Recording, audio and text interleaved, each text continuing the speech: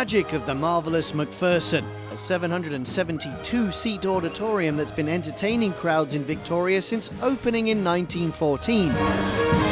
Right now, in the wings and on the stage until May 12th, a full-scale production of Miss Saigon, brought to you by the ever-polished Victoria Operatic Society.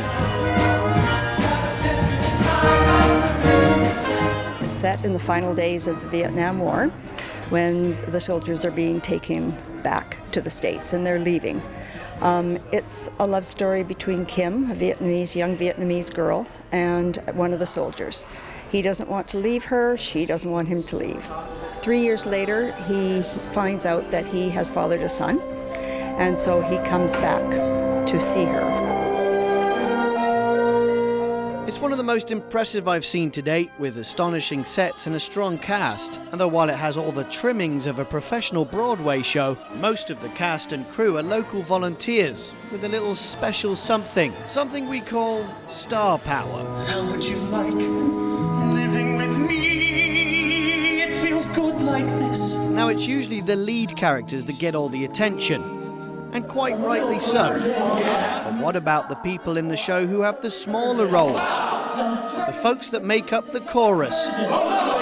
This is a huge show for chorus. They're on almost all the time. They're Vietnamese, they're soldiers, they're bar girls. They're just in almost every scene. And you also need a lot of voices. They can't just be solos all the time. And there's a huge cross-section of people taking part in this chorus. Let's start with Kaitlyn McClellan, a lawyer for the provincial government. This is a creative outlet for me, and I've always been a really artistic person, so this is a way to do dancing, singing, acting, and just have fun.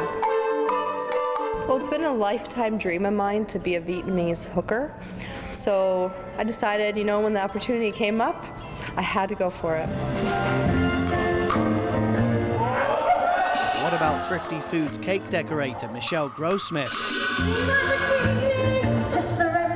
When it comes to creativity, she's ready to jump out of a cake with this performance. It's a lot of running around, singing and dancing, playing different characters. Closing night, are you going to bring in a cake for everybody, or? I think I should. I want to. I've got a plan for one with a helicopter and the logo, and I've already made one for our cast party that had the logo on it and everything, so it's good, but it's nice to be able to share that with everyone too, so we can celebrate together. You have to have some kind of experience behind you, especially on stage, and that's where the chorus, you really learn. That's why we know. Which brings us to Derek McLeod, a drywall taper by trade. This is a first for Derek, proving it's never too late to try something new. But I thought to myself, well, what the heck, I'm 49 years of age, never done anything like this in my life before. I thought, why not? I'll go for the audition, and I'm here today, so it's good stuff. And you've been working on your American accent. I have, yeah, but my Scottish accent tends to come through,